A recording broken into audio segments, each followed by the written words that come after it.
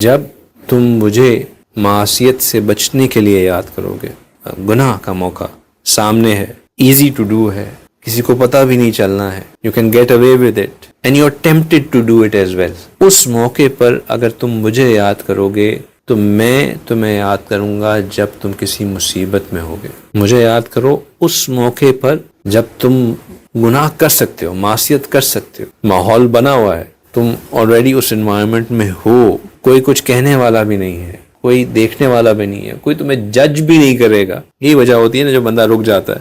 اس موقع پر تم مجھے یاد کرو، میں تمہیں مصیبت کے وقت میں یاد کروں. سورہ یوسف میں ہمیشہ کہتا ہوں کہ بہت بہت چیزیں سکھاتی ہے، اور یہ ایک سبق اس کے اندر بھی موجود ہے. یوسف علیہ السلام کے پاس گناہ کا موقع تھا، وہ تو گھر میں تھے. یہ بھی نہیں تھا کہ کہیں باہر سے آتے، کوئی چلتے ہوئے آ کے دیکھ لیتا، لوگ کہتے کہ یہ کیوں اتنا فریکوینٹلی آ جا رہا ہے، کیا وجہ بن رہی ہے. وہ تو اس گھر میں رہتے تھے، کسی باہر والے کو کانوں کان خبر بھی نہیں ہونی تھی، گھر کی بات تھی. اور یہ بھی نہیں تھا کہ وہ خود کوئی چیز انفورس کرنا چاہ رہے تھے، تو اٹ واز ویری ایزی. لیکن اس موقع کے اوپر انہوں نے as opposed to giving in to the temptation of doing wrong at that time, as opposed to یہ کہہ دینا کہ ہاں ٹھیک ہے کل جو بھی ہے کوئی مسئلہ نہیں ہے، انہوں نے کہا معاذ اللہ. انہوں نے اللہ کو یاد کیا کہ نہیں، اللہ کو اس موقع پہ انہوں نے یاد کیا.